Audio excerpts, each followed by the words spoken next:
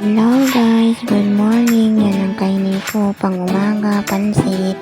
Yung kinakain ko pansit, masarap yan. Luto kasi si tita ko yan, super sarap. Pansit ang pag umaga ko, hot coffee. Habang hinintay natin si Melian, kasi tulog pa yung alaga ko. Kain muna ako habang wala pa siya. Ang sarap yan ang pansit na luto ni tita ko. Super sarap yung luto ni tita ko na pansit. May kasamang pa coffee. Habang hinihintay ko yung pinsan ko na magising, papakainin ko din mamaya ng pansit siya.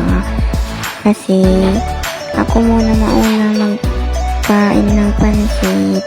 Habang wala pa yung pinsan ko, pansit ang kainin ko at coffee. Kasi wala yung makulit na pinsan ko, mamaya magyayaya naman na maglaro kami sa labas. Coffee muna tayo guys, coffee muna.